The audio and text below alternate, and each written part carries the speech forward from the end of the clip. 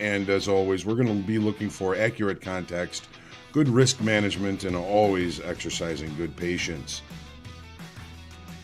Everybody who's traded has gone through periods of time where their strategy hasn't worked. Where if not a hard stop, you should reevaluate the trades you're in based on time. That's what we're here for, is to put ourselves in the best success. A trading routine does that, builds that habit, lets you know what to work on, what to reflect on, and what to improve on the next day.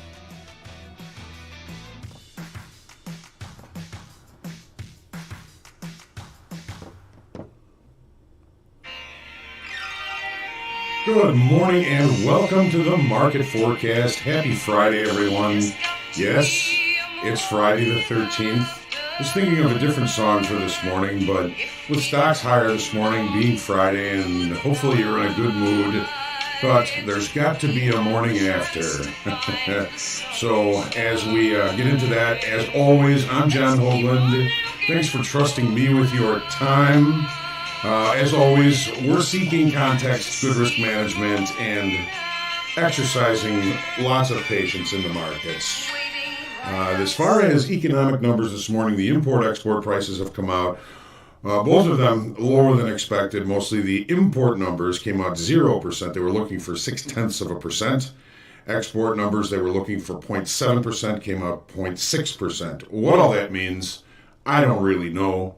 Doesn't seem to be affecting the market that much, but we do have Michigan sentiment this morning at 9 a.m. Central. We've also got a couple of talking Feds. We've got 10 o'clock with Kashkari and 11 o'clock with Meester, and that's it. That's it for the week. Hopefully, if you're already in the markets, you've got things going your way.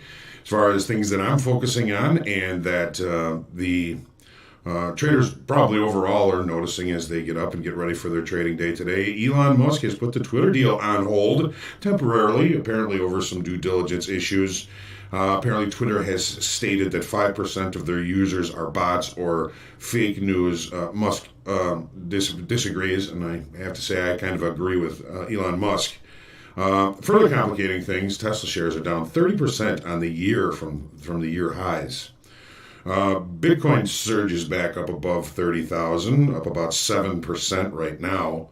The U.S. stocks are set to open higher. Yes, there's got to be a morning after. Happy Friday, everyone. Some short covering and apparently some rhetoric from Chairman Powell last night, pushing back against 75 basis point increases moving forward.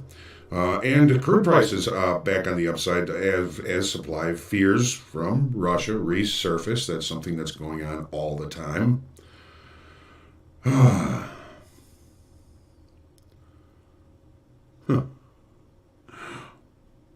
Right.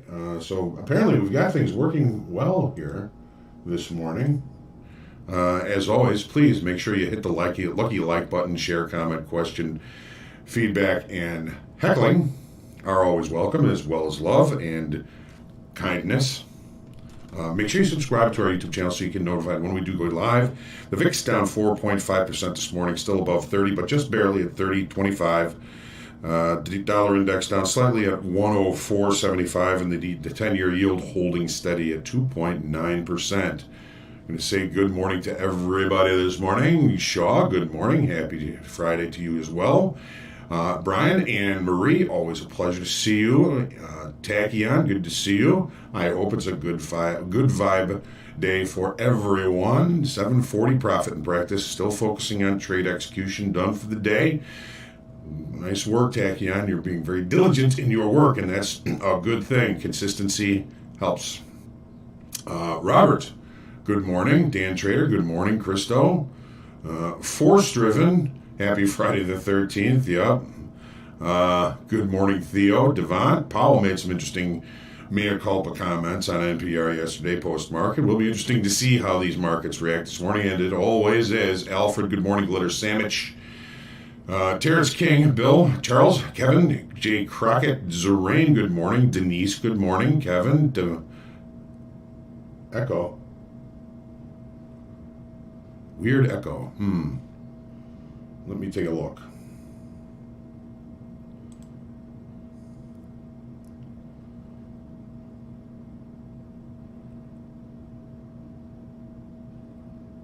Is there still an echo?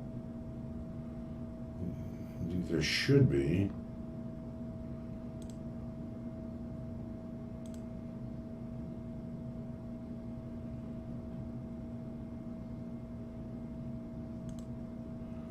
How about now?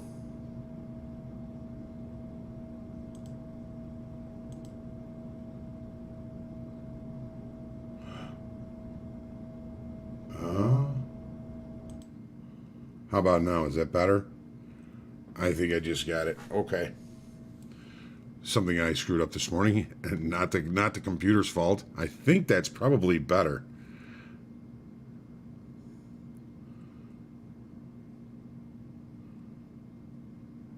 I don't have any speakers. I think I had 2 mics going. Kevin, that's probably better. Much better. Okay, thank you.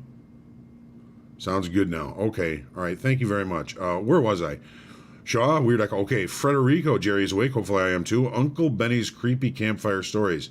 I'm wondering how interesting that message might have been. Anne Marie, thank you very much. It's one of my favorite shirts as well. Rogue Trader, Kevin Laffey, good morning. Jerry is awake. George, good to see you. Trading Research, Three Lions Insight. Shaw. David, great forecast yesterday. Killed it on the open NQ range for 63 points. Excellent, David. If I had anything to do with it, that makes me very happy. Very happy for you. Cheryl, good morning. Rob T. Patrick. I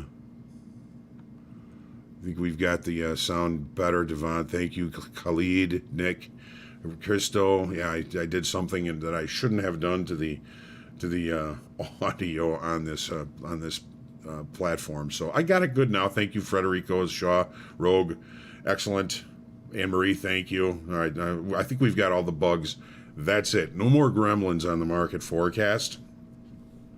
Patrick, thank you. Glitter, thank you. Anne Marie, thank you. Gerald. Made Hogue money yesterday. How did it do? Well, we did pretty well. I think we made about 13 points. We took one trade, and it was a profitable day. So I'm happy with that. And even though we had some technical difficulties getting into it, and I hopefully have alleviated the gremlins as far as that's concerned for Tuesday as well. I think we're going to be in good shape. Yo, Brody, Isaac. What's your take in the futures? ES, NQ, RTY, and Dow. Well, we're going to look at the E-mini S&P and the Nasdaq. We don't really focus too much on the RT, the Russell, or the Dow, because we've already got two equities, and to some degrees, they're somewhat related but very different. So right now our focus is on the E-mini S&P and the Nasdaq, but not the Russell and the Dow. What else have we got going on? Everything is going swimmingly, it seems. We're going to jump into the charts here in just a hot second. I want to thank everybody that joined me for group coaching this week, and for Make Hogue Money, and for tolerating my technical difficulties as I work into this new computer. I think we've got things pretty much under control. I've captured the gremlin. He's in a cage just off screen, and I'm not going to be feeding him anything. So I think all we've got left is Gizmo, and Gizmo is the nice gremlin, and he's sitting there watching, saying bright light, because I've got this bright light on. So we're all good, I think. Let's take a look into the futures and see what we've got going on. Smooth. All right, we're in good shape. Excellent. So here's the daily in the S&Ps. We've got a little bit of a Daniel here. We could call him Daniel in honor of Dan Hodgman, who was doing the recap for quite a while. He's moved on to some other things, and I know you all miss him, so we call these channels Daniels. Looks like we are at risk of breaking out. We have 1, 2, 3, 4, 5, 6 straight days of lower closes. Volume and open interest yesterday. Volume was still pretty good. Open interest, we added 25,000 in additional contracts that are out there. Another 25,000 in open interest increase. So the downside auction isn't necessarily showing signs of tiring that much. I keep finding myself, what is the direction, the attempted direction? And it's still to the downside. The downside structure still remains. And how good of a job is it doing getting there? Well, we had a really deep pullback off the lows from yesterday. Let's take a look at this on the 30-minute chart.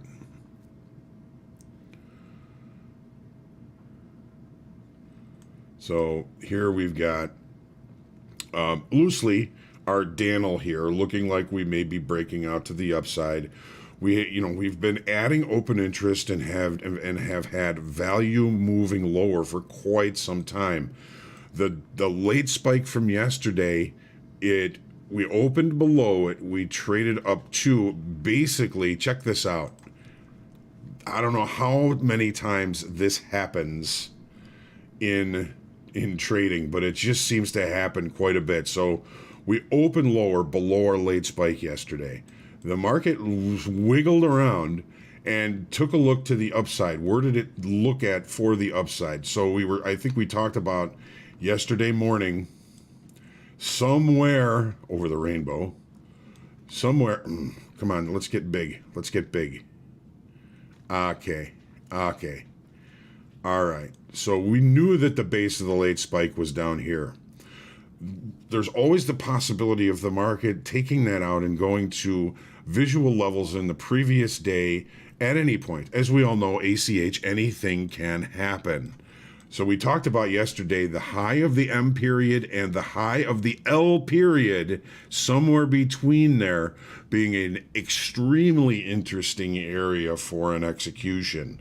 The D period, which is 8:30, 9:30, the 10 o'clock or the 10:30 bar trades directly, dead hit, right on the high of L period, one of the afternoon pullback highs.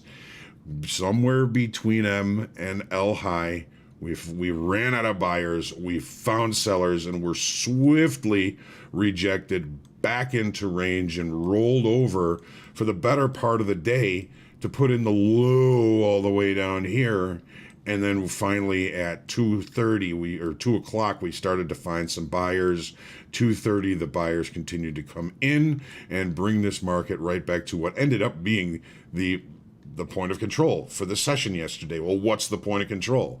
The point of control is considered the fairest place, the fairest price for the session. Now, that volume point of control is considerably lower, but the TPO point of control ended up being all the way back up here because there was enough revisits of it. So the way yesterday acted and turned around, it was a pretty substantial reversal.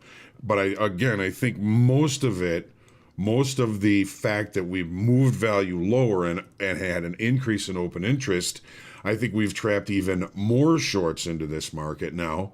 And of course, anything can happen. What are we doing here? We've got the late short covering rally settlement is 39.2725. We've got overnight inventory to the long side and with pretty high probability of us opening within a gap. Well, with a gap within an area that bodes for repair from the day before yesterday. On this big move to the downside, we had a high volume node here. Point of control is a high volume node. We checked the high volume that point of control down here yesterday on our move up to the L period high, and then we rolled over. So what I'm really kind of focusing on is, are we going to accept above range yesterday? If we're going to accept above yesterday's range and value, I'm going to look for this market to continue to rotate higher to at least value high from yesterday, which is very close to, if not a high volume node, and take a look at what happens there. We've got a weekly kickoff high. We're all the way back up here at 40.48. 1, 2, 3 rejections of price above that level. Might be another interesting spot for us to find fish. And down below, we've got a naked point of control from yesterday. We do have this Daniel that we are kind of working in and around, opening above it. A move back towards it might also offer us a cheap opportunity for entry. What's a cheap opportunity for entry? Well, the weekly kickoff highs, weekly kickoff lows, I tend to give them a little bit more space. But a cheap entry would have been, at M and L period high yesterday. Because if we got too much above L period, I would think that the market was telling us something. And it did. It rejected value. It rejected point of control from yesterday. If we got up above that, I probably would have been out of my shorts and with a very small loss. We're fishing here.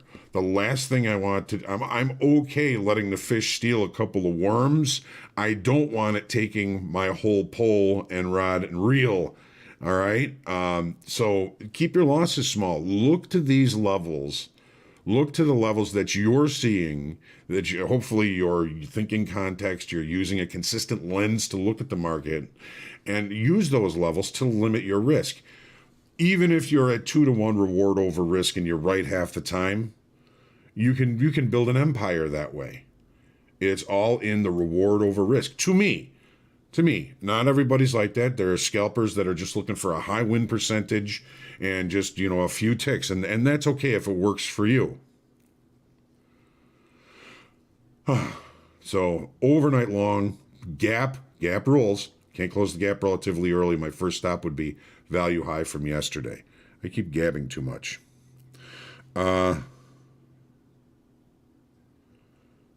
Afternoon pullback high yesterday, almost like we were looking at the afternoon pullback high. Yes, from the day before for a potential entry. A potential long could be back down to settlement, which is in essence the afternoon pullback high, the high of the 2:30 to 3 o'clock bar, which I have right here listed at 39.30 even. Anywhere near this area offers the opportunity to maybe catch a fish. Maybe it's going to steal your worm, but don't let it take the rod and reel. Here's crude oil. We've missed the opening range. Where are we here? We're range bound. Next Tuesday is rollover. So I'm thinking that the longer time frame traders are not that interested in getting directional here. They will become directional if provoked. It's like poking a bear with a stick. But they're more interested in getting a cheap rollover. If I've got 1,000 contracts of crude oil, I want to get a cheap roll. I can make money on my roll. If I just do my roll on the bid, I can save myself 1,000 ticks. And you know what they say in Orland Park? 1,000 ticks is 1,000 ticks. It's a lot of ticks. So, we're in the teeth of rollover. Volume and open interest are going to be tricky. We see volume kind of falling off now, but that's a function of rollover. More volume is going into future months. We added 18,000 in open interest yesterday, but where? In the front month, in the future months, it's difficult to know during rollover. And unfortunately, crude oil and natural gas roll over every month. At least in the equities and in gold, we get a couple of 3 months with which not to deal with rollover. We're dealing with rollover right now in crude oil and natural gas and in gold. Gold is in rollover, or just the very beginning of it. Gold's not doing too well. So, we've had this trend line. It was held. We had a move above it. That move failed, and now we're back at it. We're seeing if we can continue this market moving to the upside. But if you remove everything, it's almost like we just keep expanding this trend line higher, and we're still putting in overall higher lows and to some degree lower highs. But if you look at this is how long? Let's go with March, April, 2 months of range-bound activity. Big range, volatile range, still range-bound. Let's look at the 30-minute.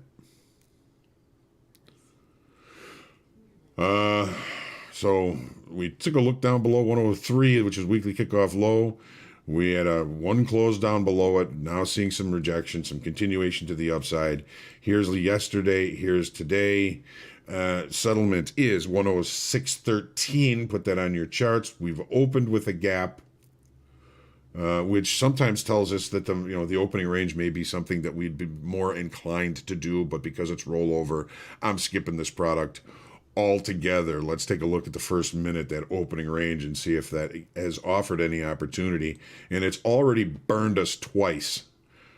We've gotten out. We got short here.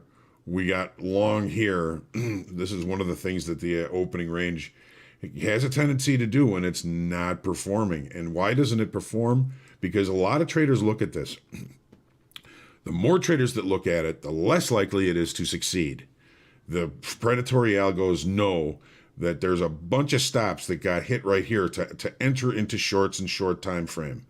They're already putting their offers up here and then evaporating all their offers, trying to push price to get up there to hit those stops where they can get better trade location. Everybody that took the opening range trade to the downside is now down money, and then they can evaporate all their bids and try and flash the market back down to the downside.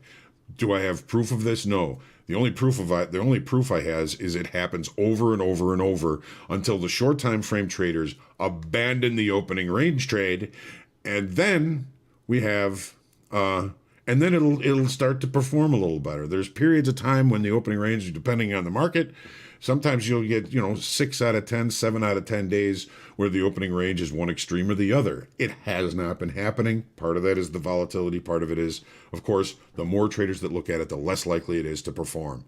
So here we go. We've got a gap. Looks like the market is attempting to continue to move higher above the gap. We've got naked point of control right here, which we are getting relatively close to.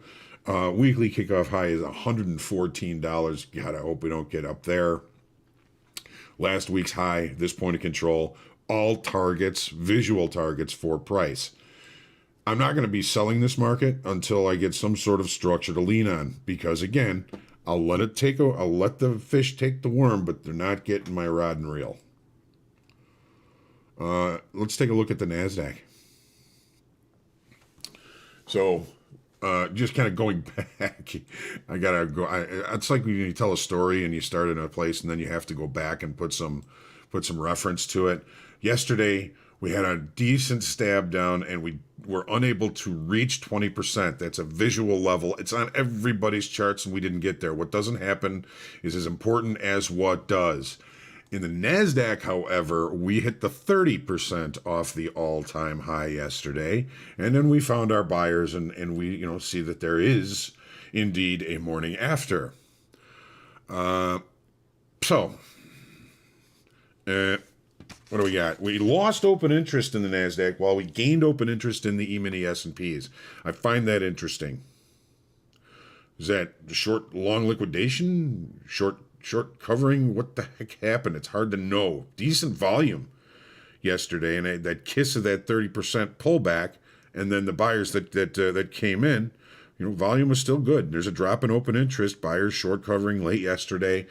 What are we looking at in the 30-minute chart here? There's so much to think about, and thinking about what the direction the market is attempting to go and how good of a job it's doing getting there is one of the tools, one of the lenses that I look at the market.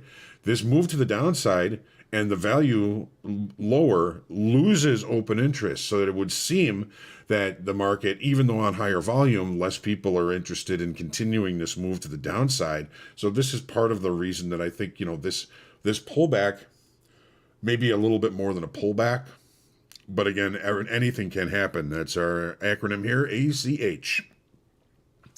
So we're going to focus on short time frame information here. That's all we got, really. I mean, the late spike from yesterday did bring price higher. It went well above that L period high than the S&Ps did. The Nasdaq is a much more wily beast, though.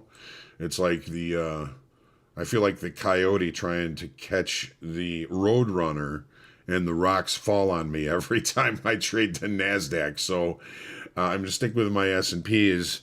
But, they're similar but different. We've got a gap. We've got overnight inventory to the long side. The afternoon pullback high yesterday, which may end up being supportive, is basically settlement. 1832.60 is the actual afternoon pullback high. Settlement is 1824.60. Put settlement on your chart. It might become useful for you. Today, looks like we're going to be opening with a gap. Relatively good probability. We're about 15 to 20 minutes away from the open.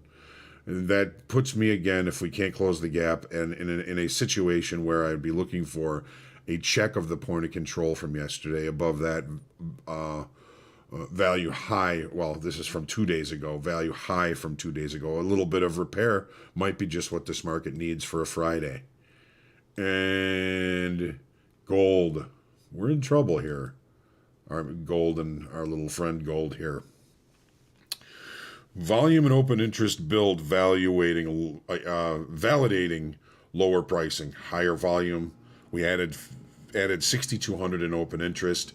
The structure and medium time frame is certainly presenting to the downside. I think this market is actually doing a really good job of continuing in this downside market. We wrestled here at weekly kickoff low for 3 days yesterday. We left that area again on higher volume and again on higher open interest. So I'm going to be looking for opportunities to sell strength in this market until proven wrong, which, we don't know when that's going to be.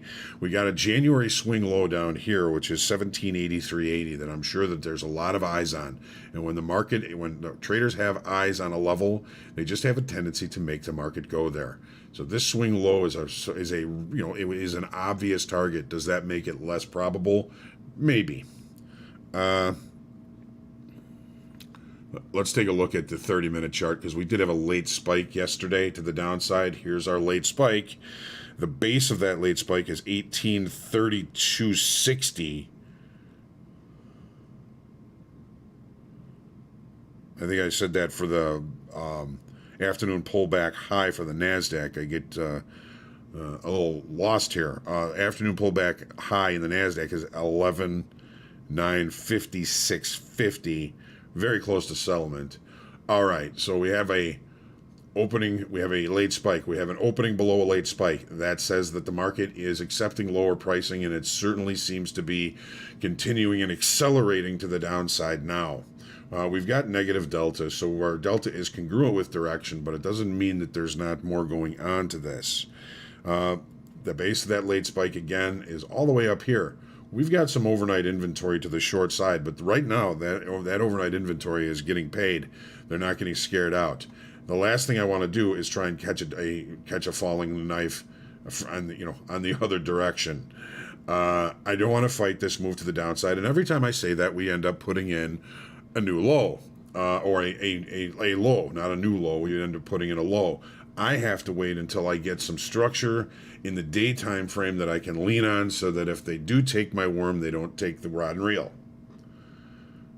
So I don't want to step in front of this move. We've got the January swing low, 1783.80, 1783.80, 1783.80, 1783.80, right down here. You think we could nail that today? I think we certainly could. But I gotta wait. I gotta look for opportunities to sell strength. We've been one-time framing lower here since 1, 2, 3, 4, 5, 2.5 hours, 3 hours. A little bit of one-time framing below, along that, a little further back than that, I should say. I don't want to step in front of this. I'm going to be looking for some sort of structure in the daytime frame, and the first time I might think about it is when we reach that 1783.80 level, 83.80, right about here. It's going to be a challenging day, and it's Friday, and on Fridays I tend to try and make a little bit of money and take what I've done the week, think about it, review everything, and start the weekend. It looks like it's going to be a beautiful day. And we can take advantage of that. Don't ruin your week. Even if you had a small loss for the week, we can certainly ruin even that. If you've had a good week, don't ruin that. If you have a good win streak and your first trade is a loss, don't blow up. Don't do it. Sometimes in the past, I've had, win streak of 2-3 weeks of winning days, and the first day that I feel the pressure to keep that streak going, I end up blowing up 2 weeks of work. Don't let that happen. One of the most dangerous things a trader can ask himself is, what if? So here's the euro. We had I put this market on notice a couple of days before this breakout, which unfortunately occurred in the overnight session. Wasn't able to participate in it, and it becomes very difficult to try and get into a market. At least for me, it's very difficult to get into a market that is presenting as directional. We lost open interest, however, yesterday. That I find interesting. Volume was really good, but we lost open interest. Is that right? I actually really want to check that. I almost feel like I wrote it down wrong. No, it's right. No, it's right. We lost approximately 3,100 on this move to the downside. That's not very encouraging for new shorts. This line right here is a previous weekly kickoff level. It's 103.74. Look at where our low is. 03.74. We could fish here because the importance of this level makes it a cheap trade in either direction. You think we're going to continue, you don't get in your pocket too much if it doesn't. You think it's going to turn around and go higher and it gets down through this a little bit. You don't have to lose a lot. That's one of the beautiful things about having a consistent lens and looking at the market and thinking, where are the levels that are the longer time frame traders thinking about adjusting inventory? All right, so this is the 30-minute chart. Overnight inventory was to the long side. Not anymore. Yesterday, we looked at this level and we rejected and closed higher. We're taking another look at it. This looks like, an area where we might see some fish. This is like a log, and if we throw our lure under there, we might catch something. We're starting to get a little bit of a breakdown below that. I think confirmation of that would be continuation below yesterday's range. Got to watch volume. Delta is pretty much congruent with direction. I don't want to fight this either. And I don't have to, because I can limit my risk. I can even let the fish could maybe take half my worm on this spot right here. 10-year. Get a downtick in volume, downtick in open interest. We've got what is appearing as a potential bear flag. We looked like we were going to break out of it yesterday. I just moved this, so we've got 2 good points of contact. Day before yesterday, I should say. I think it looked like we were going to break out below it, but we've been continuing to move higher. We lost open interest yesterday, which is part of the reason why I believe this is presenting as a bear flag. We've lost open interest as the market has put in maybe some smaller ranges, decent volume, but we keep losing open interest in up days. So the market is saying, it's really not doing that good of a job in continuing to the upside. We've got rates that are kind of settled in a little bit here, just under 3%. We've got inside day in extended trading hours. Take a look at the 30-minute chart. Yeah, it could be rollover. Good morning, Matt. Good to see you. So settlements all the way up here, opening here. We're holding some overnight shorts. It appears as though we've kind of closed the gap from Wednesday to Thursday. This is last week's high. What are we looking at? Well, when we closed the gap, looks like we closed the gap, closed this gap. Kind of a pivotal area here, this weekly kickoff, last week's high. No gap. We can apparently close the gap. That may end up being resistant. And I'm really kind of focusing on last week's high as a level of some importance. I'm not in a big hurry to get into this. And we'll finish things off here with the nat gas. All right. So this rolls in a week. A week from Monday, I believe, is the scheduled roll date. We let you know when we see volume and when we're going to switch over. Look at the volume here. Volume is already really dried up in the front month. We added 14,000 in open interest yesterday, but that again could be a function of rollover. Take a look at the 30-minute chart. We open with a gap. We've closed the gap. This will either be resistance, well, support, or upon acceptance back in value area special situation played at a low of value. Look at the P-shaped profile yesterday. It reeks of short covering, which takes buying power away from the marketplace. If we get some decent acceptance inside value, we may see this market do that, rotate back down to the low of value. If we've taken enough buying power in taking the shorts out of this market, I mean, here it looks like it's might be one of those fast moves. But I'm not going to fight anything. I'm going to be careful. It's Friday. It's been a good week. I'm looking forward to the weekend. I am cutting out a little bit early today. I'm probably done for the week, and just looking forward to seeing all of you succeeding. So take your time. Let the market come to you. So when you say that, when I say that, I can go looking for trades all day long. I can find trades that I think might be good trades. But I find that the trades that come and find me, maybe I'm not even looking, and something just hits me in the head and says, "Look at this. You're not gonna lose your rod and reel here. This is low risk. This is low risk." So, all right, let's see what we got here.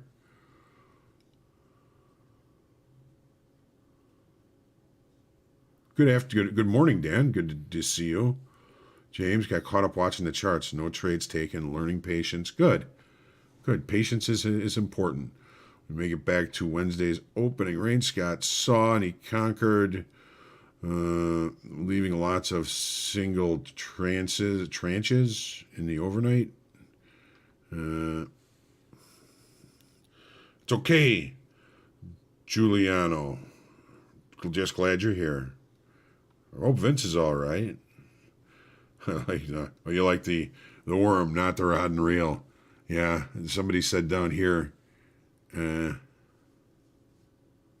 Yeah, I agree, Dan. I think you're right. Nasdaq is the most traded contract at Top Step, but I can't do it. It gives me heart palpitations. Nice, Dan. 65%. Just remember, every day you sit down, you start from zero. You start getting nervous about trying to reach that target. You lose your strategy, you lose your process, and that's when things get a little bit crazy. Good. Vince caught his fish a little bit early today. Hopefully it's going to be good. Yes, man, it's rollover, and we're about 2 weeks, I think, really for coming into the teeth of equity rollover. I want to catch a fish that's so big and that's big enough to take my rod and reel. You know what? I'm okay with that, but I always need somebody standing next to me, because if I get tired, and I hand off the rod and reel for a couple of minutes so that they can hold the fish and we don't have to lose it. So, all right, let's take our deep breath. Stay humble, grateful, and creative today. And remember, it's Friday. Be good to yourself. Be good to others. Say a prayer for world peace. Be kind. Have a great weekend. I'm looking forward to a little bit of time, and always looking forward to get back to work on Mondays, because this is what we do, and we love it. So I will be missing you for the next couple of days. I'll be missing the markets. Get out there, profit today, trade well, and I'll see you Monday morning for the market forecast, 7:45, same bad time, same bad channel. Remember, there's got to be a morning after. I'll see you later.